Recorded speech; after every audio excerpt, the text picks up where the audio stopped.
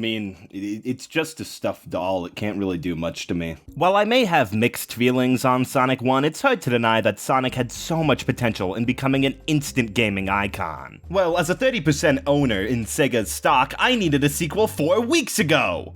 When my mom died, we couldn't afford the surgery. But for Sonic 2, I'm overjoyed, thrilled, frothing from the mouth, edge of my seat. Who the f*** is that? On the one hand, Tails is one of the most recognizable characters in the Sonic series. He's a cute younger brother to contrast against Sonic's alpha older brotherness. So kawaii. Ugh. But I mean, in Sonic 2, he kinda does nothing.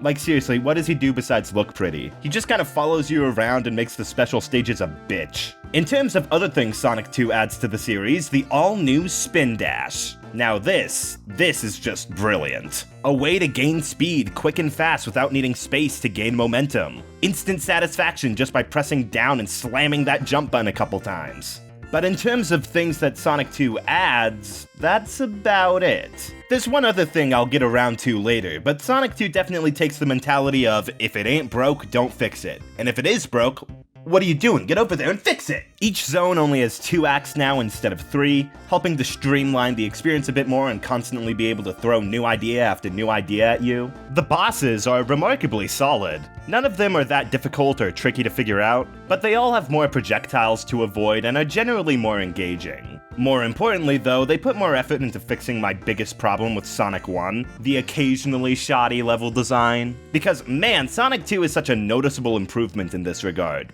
Mostly. We'll get to it. Emerald Hill Zone may be a little derivative of Green Hill, but it more than makes up for it in sheer oomph. More loops, more areas to gain speed, more secrets, corkscrews are here now, fuck yeah! It takes everything Green Hill was doing and just adds on to it. A wonderful first impression. Chemical Plant Zone isn't too bad either. In fact, this is fucking awesome. While Marble Zone immediately slammed to the brakes on Sonic 1's pacing, Chemical Plant is able to have some intense platforming challenges, slower moments contrasted with some of the fastest moments in the entire series. Seriously, this just feels so cool and is so rewarding after going through a tougher section. Aquatic Ruin Zone, I'm not too big on this one. I do appreciate it concept-wise, having the lower part of the level submerged in water, but if you're smart enough, you can navigate to the top in order to avoid it. But I feel like there's a few too many moments of these driller enemies popping out of nowhere for my liking. What is this bullshit? Still a fine level, but those guys are super annoying, and this is sadly a bit of a reoccurring issue for Sonic 2. Casino Night Zone. You know what? Yeah, Sonic would 100% be a sleazy, gambling-addicted freak if he didn't become a children's video game mascot instead. He fits right into this setting. While this level isn't that interesting platforming-wise, it expands on a lot of the ideas seen in Springyard Zone in Sonic 1 by leading all the way into the pinball aspect. It's no wonder they eventually made Sonic Spinball. He was made for this more than he was made to eat chili dogs. I haven't gotten far enough in the series to know if him liking chili dogs is relevant to anything whatsoever. I feel like Hilltop Zone is pretty damn overlooked because it's one of my favorites here. Lots of fun stage mechanics like Sonic having to narrowly escape rising lava and moving platforms. It may not be the most memorable, but I really don't have any issues with how it's designed. It keeps my attention and it's a lot of fun. Mystic Cave Zone, not really my thing. It's a bit too cramped for my taste. Not a lot of quick places here, and I also feel like it's a bit too easy to get lost in sometimes. Also, whoever designed this spike trap should go to timeout. And sadly, from this point onwards, I feel like Sonic 2 takes a dip in quality. Oil Ocean isn't very fun. It's big and wide, but also incredibly segmented, which means you gotta explore every nook and cranny in order to figure out where the next section is. Super easy to get lost in, not very fun to explore. The game would be better without it. But I would take Oil Ocean any day over Metropolis Zone, because this level fucking blows. The enemy placement here feels genuinely malicious. The problem I had earlier with enemies coming out of nowhere is back on full display. These slicer enemies can suck my ass. They're always in the tightest, most difficult to avoid places. The game actively punishes you for going fast and wanting to do the main thing Sonic does here. Because no, this is Metropolis Zone, the land of vomit and spikes, what the fuck? Metropolis Zone loves killing you unfairly instead of actually teaching mechanics to you properly. I love waiting on this screw getting knocked off by these blockhead stars and then having to figure out how to get the screw to respawn. And you wanna know the best part? For some reason, Metropolis Zone is the only zone in the game with 3 acts. And the third is the worst and most infuriating of all of them. It's just fucking great. Sonic 1 may have some slow, painful levels, but if you ask me, this blows all of them out of the water. This is the ultimate pace breaker.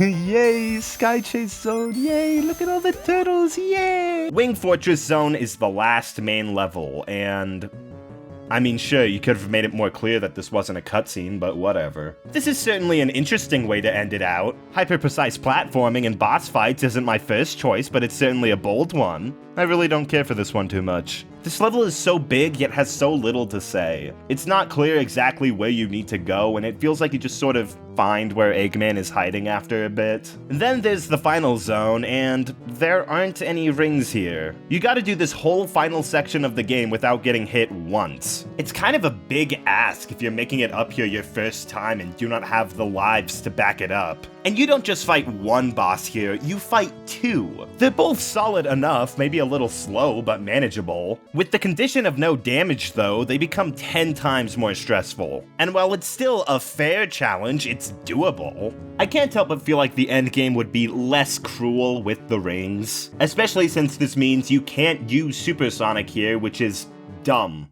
Might as well talk about that now. Supersonic is obtained by collecting the 7 Chaos Emeralds, and the power is absolutely wicked! Hitting 50 rings and becoming invincible and the fastest thing on the planet? This is absolutely unfair. It's wonderful. I love it. Getting Supersonic, on the other hand, is absolute torture. Instead of having to collect 50 rings and reach the end of the level to access a special stage, Sonic only has to cross a checkpoint then jump into these stars. This does mean you can access Supersonic before Green Hill Zone ends, which is cool. What is slightly less cool is the special stages. I don't know if you can tell yet, but I kind of hate the special stages in this game. In concept, these are fine, hell, maybe even fun. Sonic and Tails run through this 3D half-pipe, collecting rings and avoiding bombs. Collect enough rings by the end, obtain this Chaos Emerald. There's just one teeny tiny itty bitty little problem though.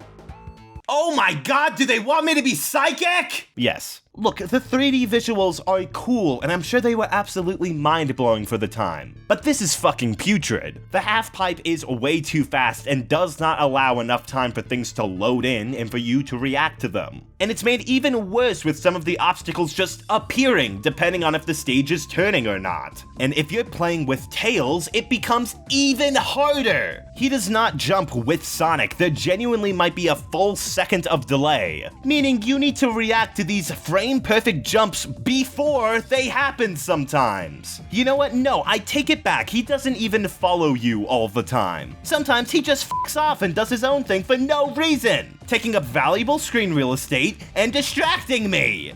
Tails, you were on thin ice, but now you might as well be standing on paper. Frankly, my mouth is watering at the thought of him being taxidermied. So the solution is not skill or being able to narrowly avoid an obstacle coming your way, it's memorization. Replay it again and again until you can anticipate what's coming before it happens. My solution was playing through the special stages and pausing to watch a YouTube video of someone else playing the special stages in order to anticipate where I'd need to be. You can call this cheating, but I can call you a naughty word. I don't feel like doing this over and over again. And as far as I'm concerned, this is 100% doable on original hardware. Because if I had to personally memorize these layouts and play them over and over again, I think I would genuinely go insane. I may be a pussy, but I'm a pussy with the Chaos Emeralds. Take that, Obama. And look, while Supersonic is awesome and the only thing making the final few stages fun, getting him means that I have to sacrifice enjoying the first couple of levels in order to get it. And considering how the final zones are just kind of annoying and the final special stages are war crimes, yeah, I have no incentive to engage with your mechanic. I'm boned either way. This sucks. Huh.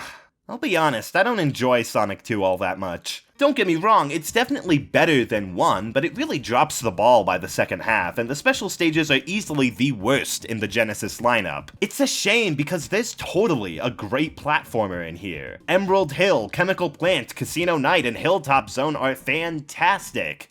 but the rest of the game is either tedious or actively infuriating. While Sonic 2 is definitely an improvement in terms of design, bosses, controls, stage mechanics, it's unfortunately a 2 steps forward, 1 step back kind of thing. It's hard for me to call this the sequel where Sonic truly found his footing when there's a fair chunk of the game I can't stand. My favorite way of experiencing this one is by using cheat codes to unlock Super Sonic early, and then just rush through all the levels with incredible speed. Does this remove a lot of the challenge? Yeah, but who cares? I'm having fun I'd be having less of if I was playing through the game normally. All in all, I'm giving Sonic 2 a 6 out of 10. While it's definitely an improvement on the first, its dip in quality by the end, awful special stages, and general lack of polish end up dragging down the experience for me. Nah, I'm kidding, it's a 6 because I fucking hate Tails.